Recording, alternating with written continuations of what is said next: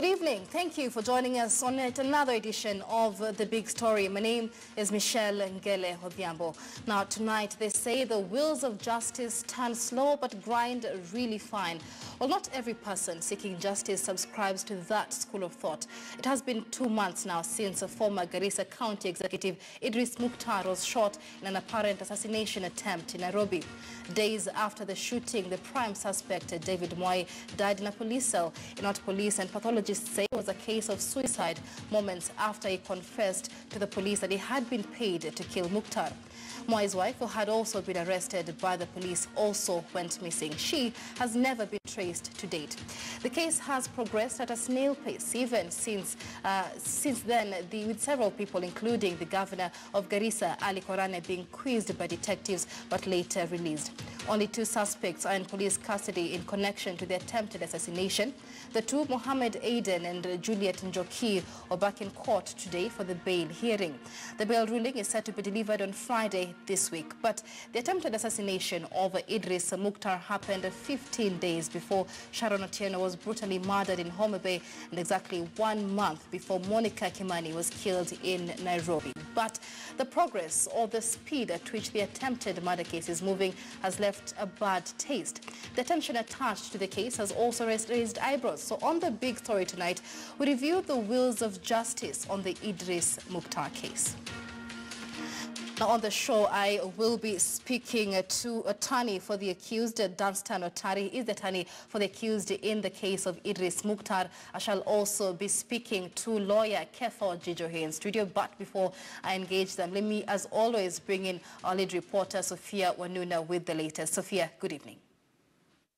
Good evening, Michelle. So tonight we're focusing on that case of former Garissa CEC Idriss Mukhtar, that attempted murder about 2 months ago. He continues to fight for his life. He's now undergoing treatment in India, but it's one that has caught public attention because following that, then we saw a confession by one David Moi, who said he'd been contracted to kill Mr. Mukhtar. He was arrested, kept in police custody, and then found dead, and police saying that it was a suicide. Several other individuals on this matter have been arrested, but there's still traction in as far as progress to be seen on this particular issue. And also remember, his lawyer, Charles Kanjama, was also a target, luckily, and you know, that did not happen. But in fact, the efforts that had gone to contracting these individuals to murder him as well were all brought to light, and these individuals have been questioned. But let's get more details on what has been unfolding in this particular case from Lynn Owano, who's an advocate in this matter. Thank you for joining us. What can you tell us? Because for many people, we've seen many arrests, we've seen many people questioned, but in as far as those who did this, those who hired the people aiming to kill Mr. Mukhtar and even Mr. Kanjama, we're yet to see anyone being brought to book. Okay, so far, only 2 suspects have been arrested and charged. They are called Mohammed Hussein Aden and Juliet Charity Njoki. They were charged in court on 12th of September, and they took plea and immediately applied for bail, which the prosecution and the victims opposed. So the court called for a pre-bail report, which was tendered in court, and all parties submitted on it, and the ruling was delivered on 25th of September, granting the accused persons bail. So they're out on bail? No, they're not yet out. Immediately, we filed a revision application to the High Court, which was heard. The High Court, we filed the revision application on 25th, and on 26th, Justice Ngenye gave an order staying the release of both accused persons. Luckily, they had not been released from custody the previous day, so once the revision application was heard and the ruling delivered on 1st of October, they're still in custody. So these two, what are they being accused of? What is their alleged involvement in these actions? They're being accused of the attempted murder of Idriss Mukhtar and conspiracy to murder Charles Kanjama. Okay. Yeah. We had seen very many people that were summoned for investigation, including the governor, Garissa County, Ali Korane. Do we know that there would be more arrests coming as far as you're concerned or in your knowledge? The family of Idriss has been reliably informed that there'll be more arrests in the future. We just don't know when. And last week, according to our letter, the one we wrote to the DPP, it's dated 15th October.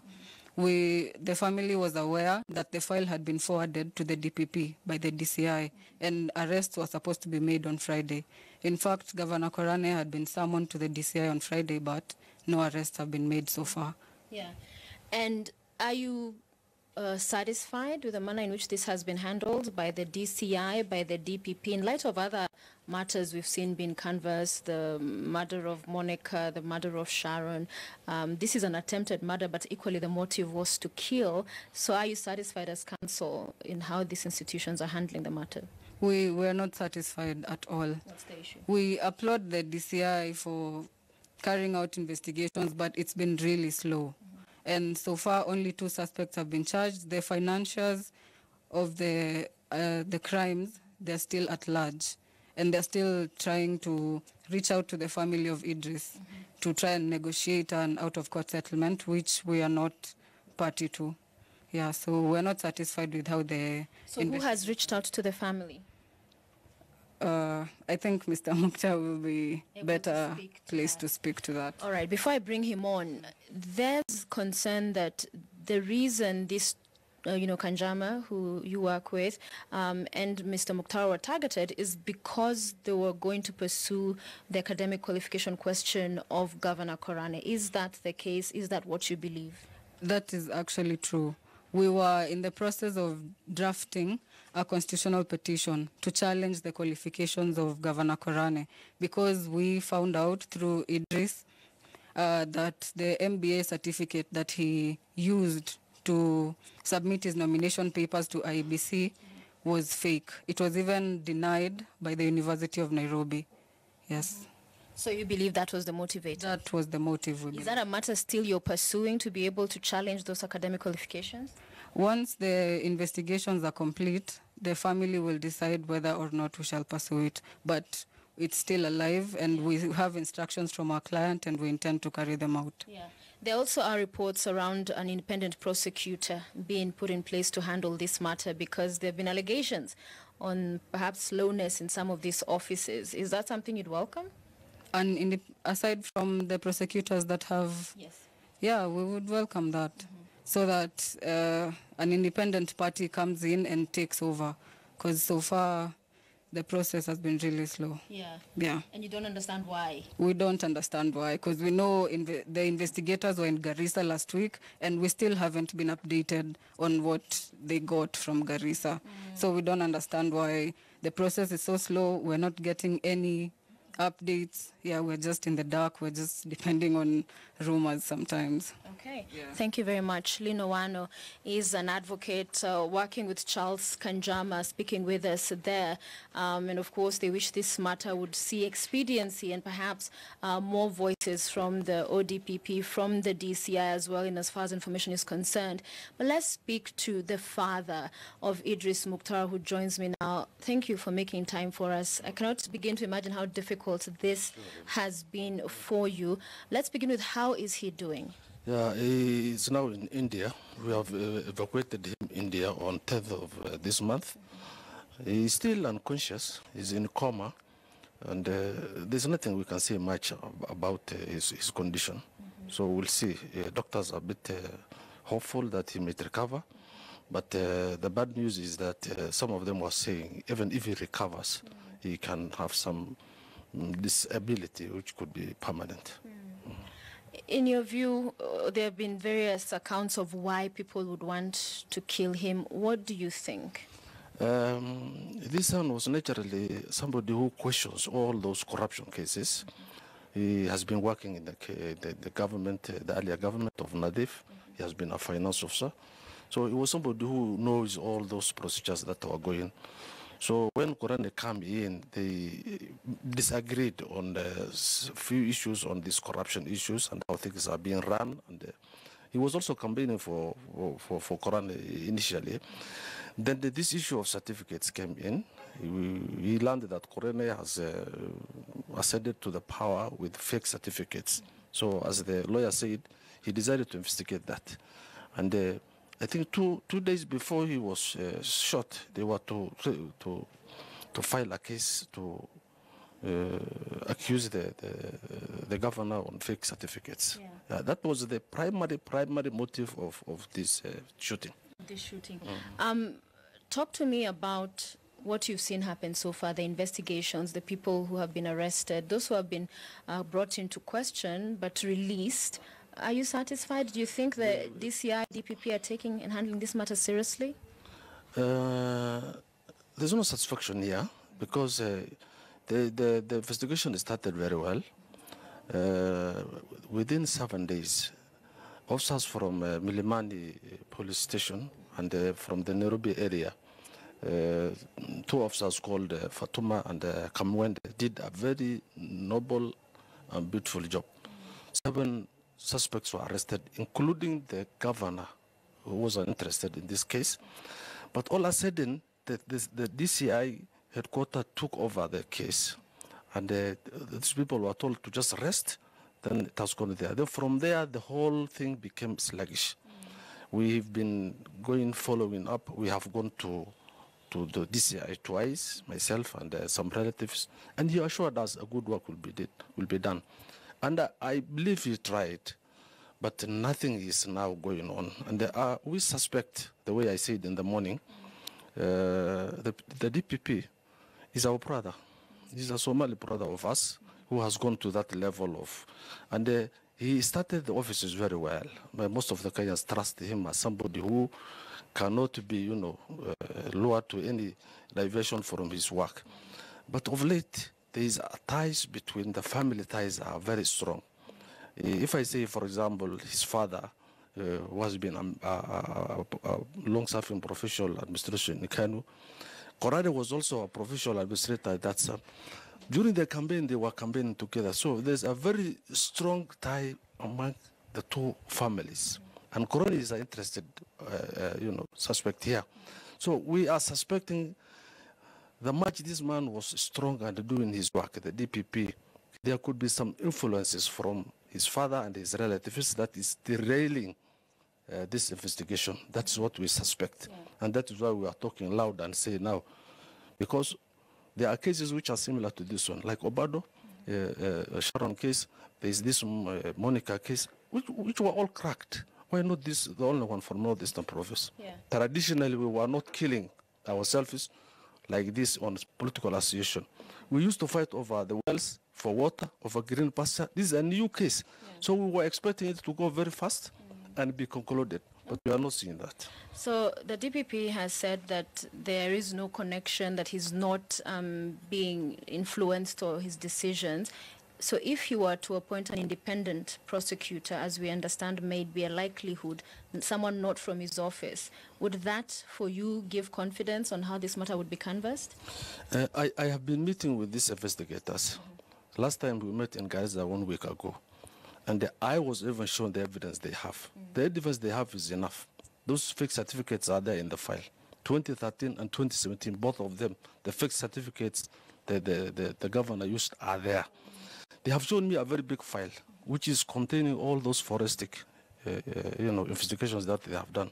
For me, I think the DCI did a good work. It's only that somebody somewhere, and mainly I believe there could be some pressure to the DPE telling him that we are going to settle this issue out of court. So let's talk about that a little bit, the out of court, the alternative dispute resolution. As a family, who has approached you to deal with this out of court, as in some cases we see? You see, we are oral society as a community. The word of mouth is used to spread everything, whether it is something which is real, something which is not there. There are people who are calling our relatives. Nobody came to me directly, but people are calling his uncle. People are talking to my brother. People are talking to my in-laws and saying we wanted to settle this out of court. What are they offering? They are not offering anything, but I know traditionally there's a blood compensation. Yeah, when somebody kills you or rapes you or what, it's always blood compensation. And the community is very strict on that. And that is what we are resisting as a family. We cannot compromise this blood of this son. Yes. There was a fundraising, and I remember the leader of majority, Aden Mukhtar, in the National Assembly was there and others. And some were saying that some of these leaders are part of who maybe putting pressure for this to be settled out of court. So when you see gestures such as those, are those gestures you welcome, or do you see them as part of the pressure? No, that one was not. Duale is one person who came to assist us. When all others were fearing, he's the man who came forward and assisted us. And when I say fearing, the clan issue is very strong in our community. Even if you go and visit a sick person, his brother will tell you, why did you visit? You have a political motive. And I think that is what Duale suffered. Otherwise, this Harambe was an honest one, initiated by Duale and the former CGS, and we are very, very thankful. But it cannot be used as a bite to the family to agree to this out-of-court settlement. Okay. What is your plea then, finally, to the authorities? We wanted to send our plea, kind request to the DPP, to clear his name as top man here, and also to assist this family. This is like his son, somebody who has been shot. This governorship and the blood of Idriss are not comparable. This is life. So if he has, the way maybe you mentioned to me, he returned the file, I think that's a good thing. We are very happy as a family. Let him look at the evidence as it is and bring to book people who have participated this issue. I think in Garissa, and you can prove me wrong or right if you go there. Even 6-year-old child knows that who killed this boy. Everybody knows, because the story was going on. This boy has been recording statements in the police that I'm being followed up. There are people who are threatening me. Monica did not write any statement, the way I know. Sharon did not write any statement, but the case has been cracked. So when you write 3 statements and say so and so wanted to kill me, so who that person is who want to kill me, what else is police looking for? And with this evidence, Thank you very much for your time. Thank you, Aden Mukhtar, the father to Idriss Mukhtar, who continues to undergo treatment in India. And they're saying at the end of the day, they do not understand why this matter is taking such a long time, or issues are moving so slowly. They believe there is enough evidence to be able to crack this matter open and to bring those responsible to book. Back to you, Michelle. All right, many thanks. It was our lead reporter, Sophia Wanune. There were just moments ago, we have received 2 letters, one from the DPP and another from the DCI, detailing the state of the case of Idriss Mukhtar. Let me read them verbatim here, beginning with that letter from the Director of the Office of Public Prosecutions there. This, remember, is in response to a letter by Kanjama, who is the lawyer to Idriss Mukhtar. They had written to the DPP questioning why Garissa Governor Ali Korane, whom he has accused of the crime, has not yet been arrested, even as his client lies unconscious in hospital. Now, the DPP responded to that letter, and he says, upon review of the contents of your letter, you purport to have been reliably informed that the investigation file on the matter was forwarded to us by the DCI on the 12th day of October 2018. Notably, you have deliberately omitted to disclose your source of information, making it difficult for this office to follow up on that matter, since the subject file has not reached us for perusal and directions. The DPP goes ahead to say there that it is rather intriguing that you have arrived at certain conclusions, since you have not provided an iota of evidence to support any assertions and seem to thrive on rumors and innuendos. For the avoidance of doubt, the DPP says this office does not act on rumors, conjecture, innuendos or contrived theories in making prosecutorial decisions, but is purely guided by evidence and the law. Now, that same letter has also been copied to the Directorate of Criminal Investigations, and the DCI also responded to that letter by Charles Kanjama, and here in his letter, George Kinoti says, my attention has been drawn to media reports attributed to Mr. Charles Kanjama concerning the above matter, in which it has been suggested that the investigations are skewed and that some of the conspirators have not been arrested.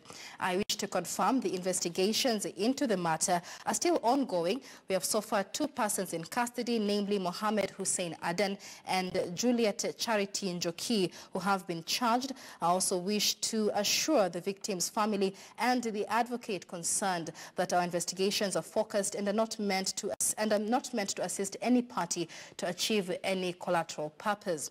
Now, the DCI goes ahead to say, in this regard, any person who has information and or evidence connecting any suspect is at liberty to approach my office and share that information for appropriate action to be taken. That is the latest news receiving just now there from the DCI and the DPP. Well, let's now bring in, by way of phone, Dunstan Omari. He is an attorney for the accused in the case of Idriss Mukhtar there, representing both Mohammed Hussein Aden and Charity Njoki. Many thanks for joining us on the big story tonight, Omari. Your thoughts on the manner and the pace in which this case is being handled? Thank you very much, viewers on KTN. I'm an advocate for both Mohammed and Njoki. The issue is that Mr. Charles Kanjama is representing the victims. He has written letters to the Director of Public Prosecution and the Director of Criminal Investigation. They have responded. Right. I totally agree with the response of the Director of Criminal Investigation and the Director of Public Prosecution. Under Article 157 of the Kenyan Constitution, the DPP does not get directions from anybody. The DPP is the one and the police who will institute charges. Already the DPP and the police have done their job. The investigation arms of government in this country belong to the two officers I've said. Mr. Kanjama, my colleague, we are together in that matter. I wouldn't want to delve much into it. For now, it is not a private investigation. If it was a private investigation, then Mr. Kanjama could be the one doing the investigation and bringing evidence before the court. The evidence before the court has been produced by the government agencies. So as the advocate for the two accused people, our position is that we have argued. The matter went before the trial court at the magistrate's court. The two accused people were released on bond. Mr. Kanjama moved to the High Court. The High Court stayed those orders. The orders were vacated. We were sent back before the trial magistrate. We were still before the trial magistrate today. We put our arguments, which I don't want to influence the ruling. The ruling as to bail, the ruling to as what Mr. Kanjama raised is coming out on Friday, this Friday, 9 p.m. Part of the contents of that letter by Charles Kanjama was questioning why several high-profile people, or people seemed to be high-profile, had not been arrested despite them being implicated in this case. Case in point there in that letter was the fact that Governor Ali Korane had been adversely mentioned by the main suspect in the case, David Mwai, who has since died in police custody as having been part of the team that paid for the attempted assassination, allegedly, of course. That was from David Mwai. So once again, the question here is, the DPP had made it very clear that there will be no sacred cows in this. What makes it so special for some of these high-profile people, as mentioned in the letter, to go free, while those in other high-profile cases playing out, the case of Monica Kimani, the case of Sharon Otieno, have seen such people in custody despite them only being suspects? My position as an advocate for the accused is that if there is sufficient evidence, let anybody take sufficient evidence to the DPP or to the DCI, and anybody implicated with sufficient evidence will be arrested. It is not upon Mr. Kanjama to say who should be arrested. Right. That power is vested with the police and the DPP. Right. What we are saying is that it is not right, and it is not right anybody to just say arrest this governor, arrest this deputy president, arrest this Wakili Kolomari. Let evidence itself portray. And it is not right that because the governor of Migori has been arrested, therefore the governor for Garissa must be arrested. There must be sufficient evidence. For now, according to the DCI and according to the DPP, there is no sufficient evidence. Mr. Kanjama is free to hand over the evidence he has. The files have not been closed. And if the evidence is sufficient, then we will see anybody being arrested. Nobody's above the law. The DPP says that the two suspects that you represent in this case are likely to interfere with investigations. That is why they are yet to be granted a bond. But Idriss Mukhtar's family says that they are still in danger. Their lives are still in danger, despite the two main suspects being behind bars. Does that not give a bit of credibility to the concerns raised by Charles Kanjama? The argument about whether they should be released or not be released was done today. I wouldn't want to influence the public or the magistrate making that ruling. Those were the arguments that were done today. Evidence was produced. The magistrate is going to rule on that. I wouldn't want us to make this KTN interview part and parcel of a judicial process. That has been, as I've said the first time, the DPP objected, the trial court released them. The second time, again today, the DPP objected, they gave their reasons. Kanjama and his group objected, they gave their reasons. I and my team gave our reasons as to why they should be released on bond. We leave it as a judicial process. Let the judiciary decide. The role between the advocates and the judiciary is totally different. As we present our arguments, the DPP presents the arguments and their defense, the judiciary decides. If we are not satisfied, or if Kanjama and his group and the DPP are not satisfied, they'll move to the High Court, to the Court of Appeal, and to the Supreme Court. There have been concerns over interference in this case, again, by alleged high-profile people, but there have also been revelations that the initial team that was put to investigate this case, an officer came out of that team, revealing that he had been offered a 10 million shilling bribe to mess up this probe on the attempted murder of Idriss Mukhtar. There has since been a team of new detectives to probe the attempted homicide. But the family is now questioning, why the DPP and the DCI did not come out initially to say that there had been an attempted interference in this case. What we are dealing with, Michelle, is a question of a family that has either almost lost a relative or almost in that denial stage. This is bound to happen. Under the Victims Protection Act, their views will be catered for. They have raised those issues. The DPP has responded. The DCI has responded. I'm not privy to the intelligence and the investigatory systems of the DCI and the DPP. And nobody can direct them. For God's case, that is the decision of Kenyans in the referendum, that the DPP cannot be directed by anybody.